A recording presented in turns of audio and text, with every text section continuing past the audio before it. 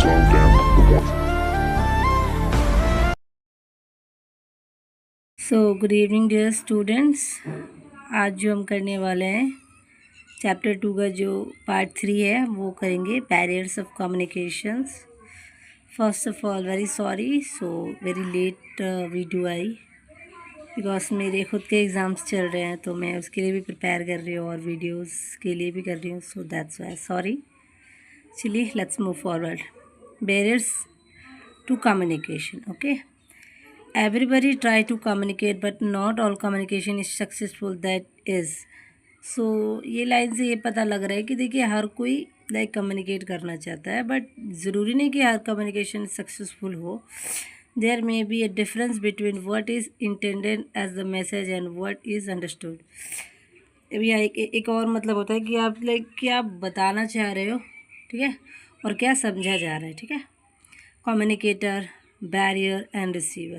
देखिए पहला कम्युनिकेटर होता है, उसके बीच लाइक बैरियर्स होते हैं, डिफरेंट तरह के बैरियर्स होते हैं, उसके बाद रिसीवर होता है, ठीक है। The reasons for this barriers to communication are several and may be classified under three broad categories: semantic and linguistic barrier, social psychological barriers, and cross cultural barriers. We have already discussed some aspect of cross-cultural communication this unit and in previous one. We have seen that barriers in cross-cultural communication may be arise from various among cultures in the meaning attached to gesture, symbol or body language. We shall now speak about the first two categories of barriers of communications. मतलब हम पहले भी बहुत से barriers के बारे में पढ़ चुके हैं, अब हम और भी ज़्यादा बैरियर्स के बारे में जानेंगे। So let's move forward. Semantic and linguistic barrier. Language is not a precise tool for thought, it needs to be handled differently, accurately and carefully. We shall return to this point in later blocks. So language एक ऐसा नहीं है ना, language को बहुत ही like सोच समझ के हम बोलते हैं ना, केयरफुली हमें बोलना होता है।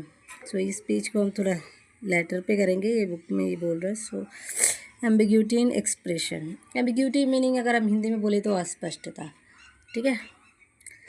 Every language has a word that sound the same but have a different meaning. मतलब देखिए हर ऐसा नहीं कि स्पेसिफिक लैंग्वेज है, इंग्लिश है, नो। बहुत से लैंग्वेजेस होते हैं जिसमें वर्ड्स लाइक डिफरेंट साउंड करते हैं, उसके मीनिंग्स डिफरेंट होते हैं, और वर्ड्स दैट साउंड और look very similar but they are different in meaning. Like अब देखिए पढ़ने में और लिखने में सेम होता है बट उसके मीनिंग अलग होते हैं। Ambiguity can arise because of such words और एक्सप्रेशन। जो एम्बिग्यूटी जो अस्पष्टता है वो इसी वर्ड्स के एक्सप्रेशंस वगैरह के वजह से लाइक होते हैं ना, आते प्रॉब्लम्स आती हैं, वेदर इंटेंशनली और अनइंटेंशनली। इंटेंशनल हो या ना हो बट प्रॉब्लम्स तो अराइज हो रही है ना। An intentional use of such word is commonly known as a pun. जो इंटेंशनली अगर प्रॉब्लम्स अराइज हो रही हैं तो उसे हम लाइक एक वर्ड दिया गया, सो हम पन बोलते हैं। सो वही एम्बिग्यूटी इन एक्सप्रेशन आपका एक वन लाइन में हम इसको बोलते हैं। जैसे हम कोई वर्ड पढ़ रहे हैं, उसका मीनिंग भी सेम लगता है, और नहीं सॉरी 1 सेकेंड, जिसको हम पढ़ते हैं उसका साउंड, उसके वर्ड सेम होते हैं बट इसके मीनिंग्स डिफरेंट होते हैं। सो यही चीज़ें, इसको आप अपने हिसाब से ब्रॉड कर सकते हो, एम्बिग्यूटी इन एक्सप्रेशन, ठीक है। Homophones. Words that are pronounce similarly but have a different meaning are called homophones. अब वर्ड्स है जिसको हम प्रोनाउंस सेम ही करते हैं, लाइक बोलने में उसको सेम हम बोलते हैं बट उसके मीनिंग्स डिफरेंट होते हैं, इसको हम बोलते हैं homophones.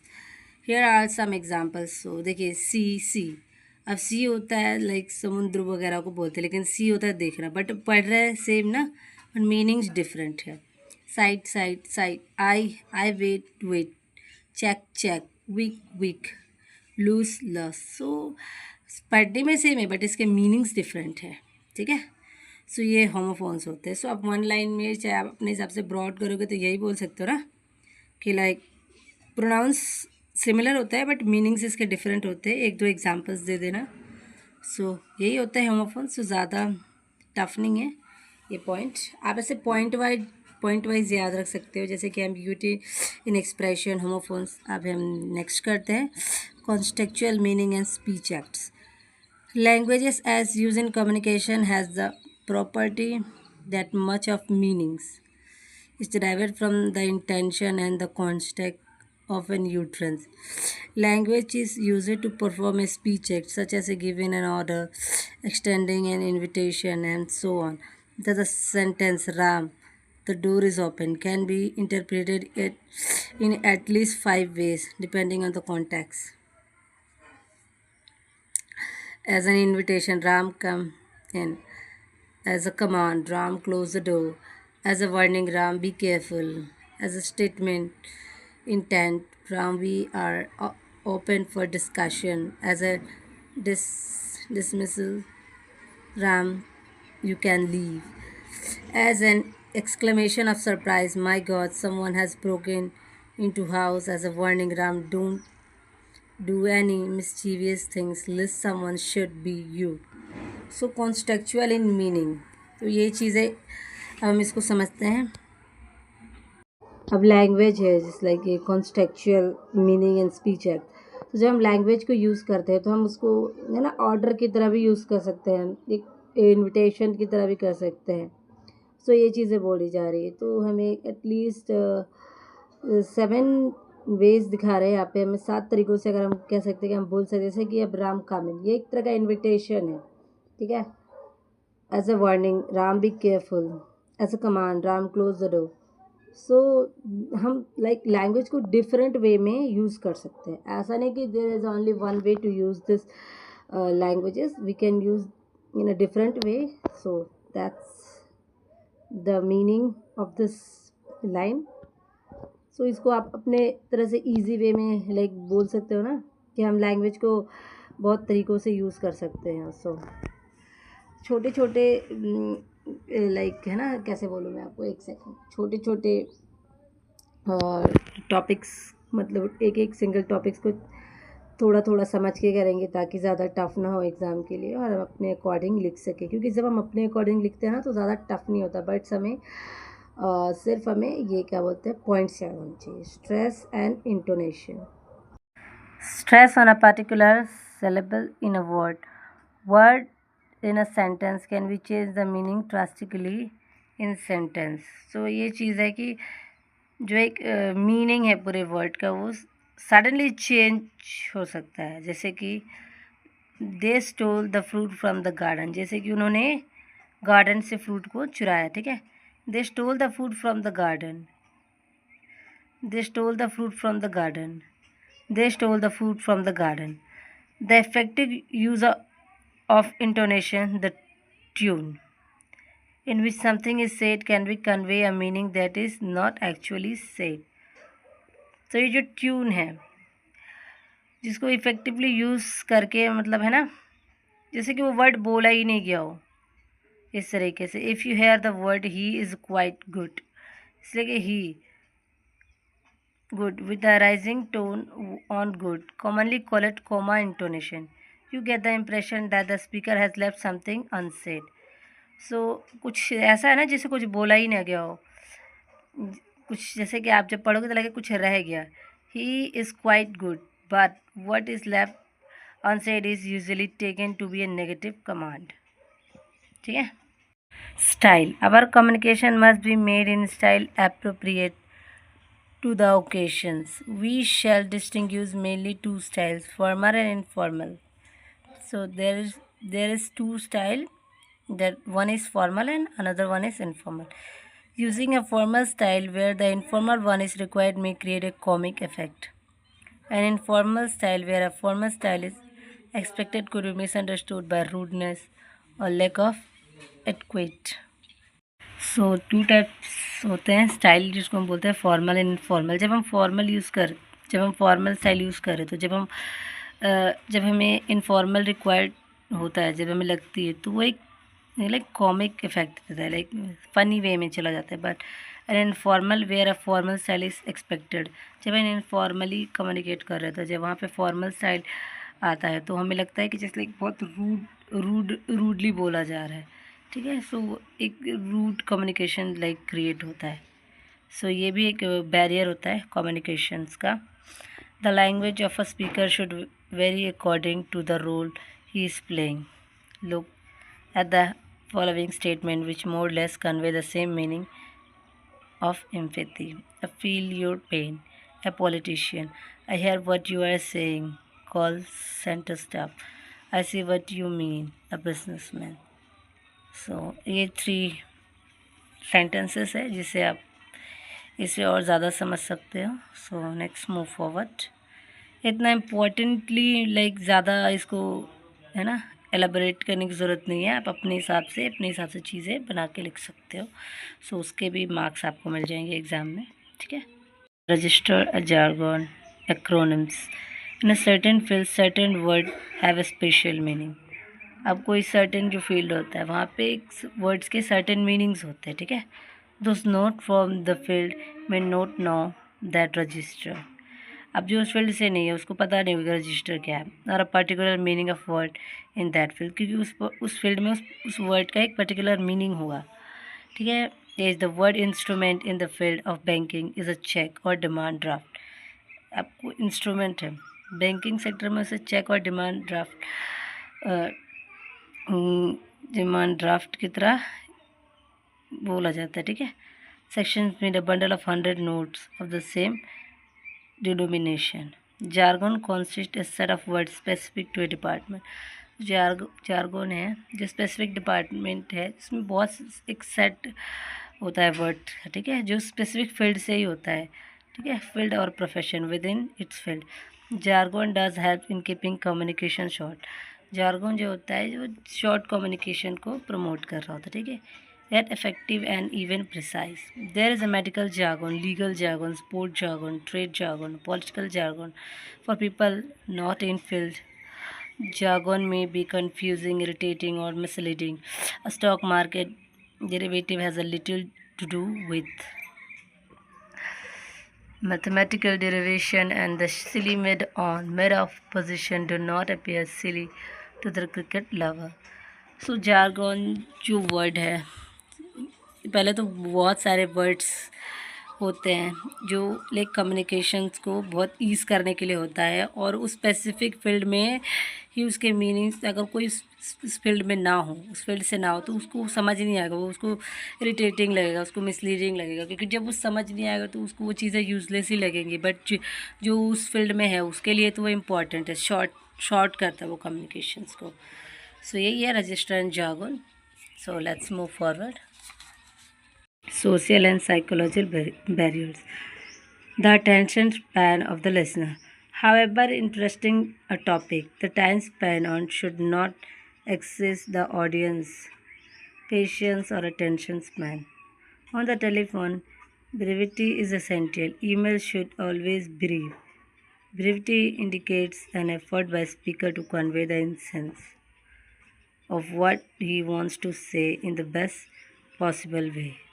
A classic example of brevity: when Gandhiji died, the writer and Nobel laureate Pearl Berg remarked another crucifixion in just 2 words. She conveyed the idea of Gandhiji as a prophet.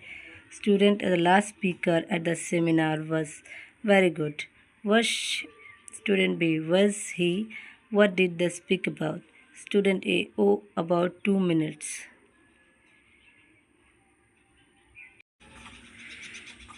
So on the telephone brevity is essential. अब कोई भी चीज़ आप किसी से communicate कर रहे हो तो आप उसको ब्रीफली बोलो, मतलब पूरा उसको समझाने की कोशिश करो।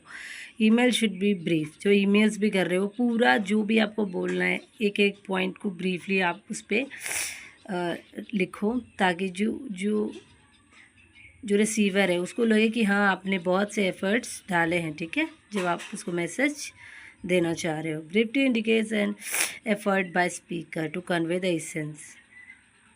सो वही चीज़ है ना कि आप कितना ज़्यादा एफर्ट लगा रहे हो वो उस पर दिखता है, ठीक है। क्लासिक एग्जांपल है ब्रीफटी विद गांधी जी डाइड। एक एग्जांपल दिया जा रहा है जो गांधी जी जब उनकी डेथ हुई थी। Writer Nobel literature Pearl Buck remarked another crucifixion in just 2 words. So she conveyed the idea of Gandhiji's as a prophet. So ये एक एग्जाम्पल हुआ आपका। तो वही है अटेंशन स्पैन लिसनर। सो जब आप किसी भी चीज़ को अच्छे से पूरा कम्युनिकेट करना चाहते हो तो आप उसको ब्रीफली, आप उसको प्रॉपर एक्सप्लेन करो, ठीक है, ताकि कोई बैरियर ना रहे। जो जिसको आप मैसेज देना चाहते हो वो आपके मैसेज को अच्छे से समझे और कोई बैरियर ना रहे। यही पॉइंट यही है इसमें, क्योंकि अगर बुक वे में जाएंगे तो ज़्यादा लेंदी हो जाएगा। हम अपने हिसाब से लिखेंगे तो शॉर्ट होगा और इजीली हम लिख पाएंगे एग्ज़ाम में। सो लाफ्टर द बेस्ट मेडिसिन, एक वो है ना, कैसे बोले, आइटम कहते हैं ना, लाफ्टर द बेस्ट मेडिसिन। ज़्यादा हंसना, जब ज़्यादा खुश रहते हो तो उससे ज़्यादा अच्छी दवा आपके लिए नहीं है, ठीक है। वेदर इन टीचिंग और talking, a smile always complement the message.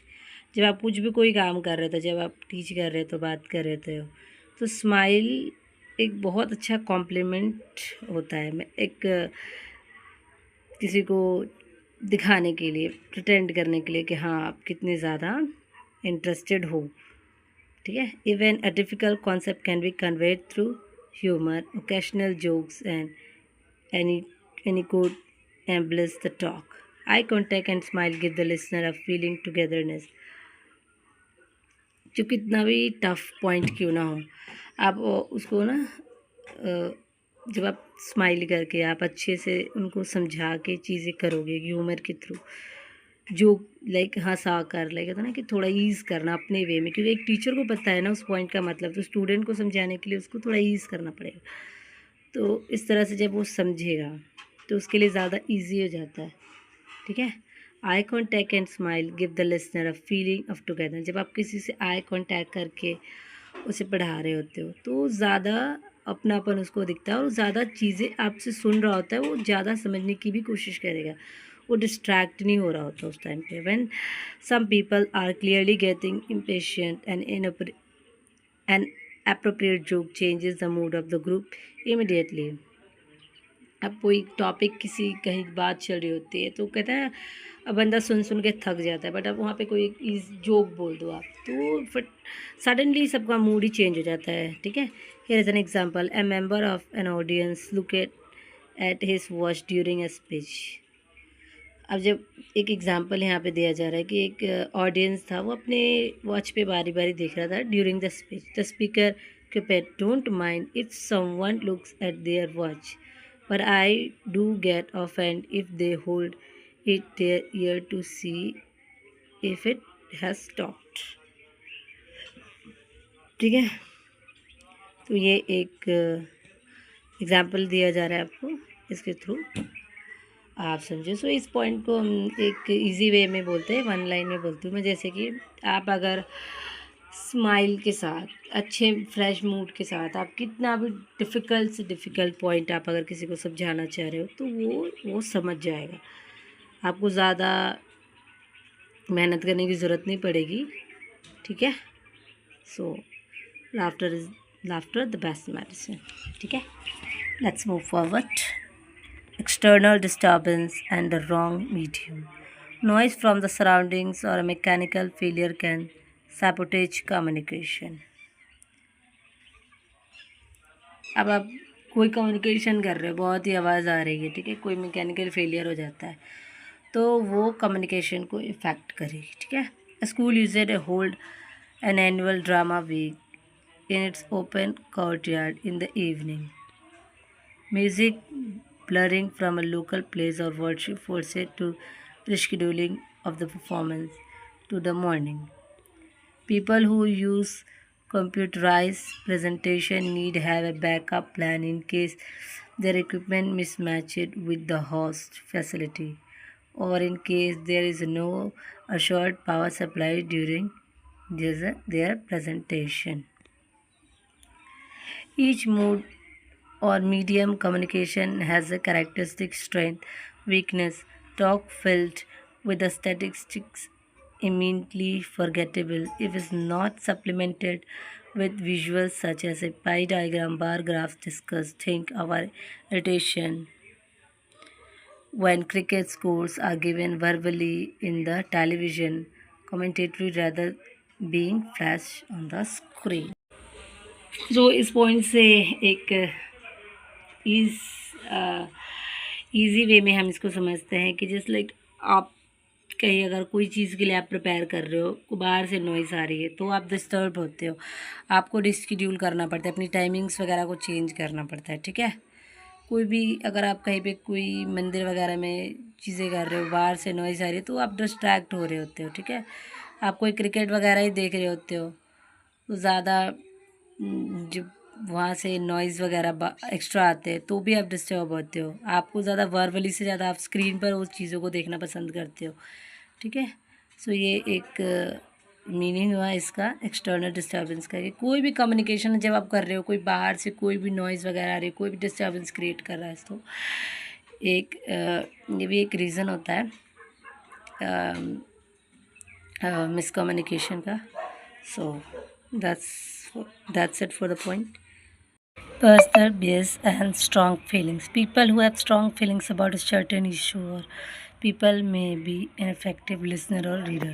अब कोई आदमी अगर आप किसी टॉपिक के बारे में उसको समझा रहे हो बट उस टॉपिक के बारे में उसकी जो फीलिंग्स है वो स्ट्रांग है कि वो समझना ही नहीं चाहता आप जिस मतलब से उसे समझा रहे हो, सो वो भी एक अनइफेक्टिव लिसनर और रीडर होता है, क्योंकि उसको समझना नहीं है जो आप बोलना चाहते हो, उसने जो समझा है और जो सोचा है उसको वही मानना है, ठीक है। Their emotion will bias cloud the message, so ineffective हो जाएगा वो मैसेज, कोई मतलब नहीं बनता. Similarly a speaker who have very strong conviction may tend to speak in absolute terms और इन डिटेक्ट टोन. सो वही चीज़ है ना, जो अगर किसी ने समझ लिया होता, जैसे कि है ना कि अगर कोई भी टॉपिक पे हम बोल रहे हो जिसने उसके हिसाब से जो उसने समझ लिया है उसके लिए वही सही है, वो आप क्या बोल रहे हो उससे कोई फ़र्क नहीं पड़ता. सो आप बोलते जाओगे और उसको कोई फ़र्क नहीं पड़ने वाला. तो ये एक पर्सनल व्यूज़ होते हैं और स्ट्रॉन्ग फीलिंग्स होते हैं, ठीक है. ये एक पॉइंट बनता है. सेलेक्टिविटी और I see only what I want to see attitude. एक होता है ना कि लोग होते हैं कि जो मैं बोल रहा हूँ वही सही है, ठीक है, और कुछ सही नहीं है, ठीक है. तो वो चीज़ यहाँ पे बोलना चाह रहे हैं, ठीक है. This attitude is very dangerous, ये बहुत डेंजरस है, because the resulting the miscommunication can remain undetected. तो जो मिसकम्युनिकेशन है वो वैसा का वैसा ही रह जाएगा. स्पीकर में हैव स्पोकन वेल, जो बोलने वाला है वो तो अच्छा बोलेगा, ठीक है. एंड द लिसनर में even confirm that he has understood something very clearly. और जो लिसनर है उसके लिए तो वही है ना कि उसने जो समझा है वो ही सही है, ठीक है. But what has been understood may be quite different from what was meant to be understood. जो अब ये चीज़ है कि जो समझना था वो तो नहीं समझा, जो नहीं समझना था वो समझ गया. तो ये चीज़ है, ठीक है. तो यही बात है ना, अगर आप किसी ने समझ रखा है उसके लिए वही सही है, आप कितना भी कुछ बोल लो उसको कोई फ़र्क नहीं पड़ने वाला, जो उसने सोचा है वही उसके लिए सही है, ठीक है. Cynicism and negativity. The cynical and negative person is not open to new ideas. अब कोई नेगेटिव बंदा है वो कभी कुछ अच्छा और नया सोच नहीं सकता, उसको वही करना है. वो ऑर्थोडॉक्सी होते हैं, पुरानी रूढ़िवादी चीज़ें उनके दिमाग में चलती रहती है, ठीक है. Counsellor to gain self confidence. You must avoid using negative words such as can't and not. Do you think you could do that? Young man, well I can't see why not. तो अब कोई है कि उसको लगता है कि ये मैं नहीं कर सकता, हो ही नहीं सकता मुझसे, तो वो नेगेटिव बंदा है. बट अगर कोई न्यू ज्वाइनी है, फ्रेशर है, उसको लगता है कि ठीक है नहीं कर सकते, बट क्यों नहीं कर सकते, कोशिश तो कर सकते हैं ना करने की. तो वही चीज़ है, कुछ लोग होते ही नेगेटिव है, उनको कुछ भी बोल के कोई फ़ायदा नहीं होता, ठीक है. Perceive benefit. For good two-way communication we need an attentive and interested audience. अब एक अच्छे कम्युनिकेशन के लिए हमें एक अच्छी ऑडियंस की ज़रूरत होती है, एक अटेंटिव ऑडियंस की ज़रूरत होती है जो हमारी बातें सुने. It is necessary for the communicator to ensure that the topic of talk is of some relevance to the audience. अभी कम्युनिकेटर जो है, जो स्पीकर है, उसको इस बात का ध्यान रखना पड़ेगा कि जो वो बोल रहा है वो रेलिवेंट हो, जो सुनने वाले ऑडियंस है उनके लिए, उनके कुछ यूज़ का हो, मतलब बिना मतलब के फालतू की बकवास नहीं करनी, कुछ ऐसा बोलना है जो रेलिवेंट हो, जो काम के लिए लायक हो ऑडियंस के। क्योंकि अगर आप अच्छा बोलोगे, कुछ मतलब का बोलोगे, तभी तो पब्लिक सुनेगी ना, अदरवाइज़ सुनेगी ही नहीं, ध्यान ही नहीं देगी। तो वहाँ पे कम्युनिकेशन गैप ऑटोमेटिकली आ जाता है। If they do not perceive any benefit to them, the listener में सून लूज इंटरेस्ट। अगर उनके बेनिफिट का, उनके फ़ायदे का कुछ नहीं सुना उन्होंने, तो वो तो नहीं सुनेंगे ना फिर आपकी बात, वो ध्यान ही नहीं देंगे। आप बोलते रहो, उनको कोई फ़र्क नहीं पड़ता। तो कुछ ऐसा बोलो कि जो उनके काम का हो, ठीक है। अगर ऐसा नहीं बोलते तो कम्युनिकेशन गैप आता है और एक बैरियर हो गया, कोई यूज़ नहीं होता आपके बोलने का, आप बोलते रहोगे, सुनेगा कोई नहीं। सो ये पॉइंट्स है आपके बैरियर टू कम्युनिकेशन, ठीक है। इतने पॉइंट आप अगर लिखते हो, अगर एग्ज़ाम में आ रहा, तो दैट्स इट। आराम से आपके 10 और 20 मार्क्स के होंगे मे बी, ठीक है। So that's it for the video and once again sorry for the late video, बहुत लेट हो गया, बट कोई नहीं, ठीक है। ओके, बाय देन, मिलते हैं नेक्स्ट चैप्टर पे, ठीक है।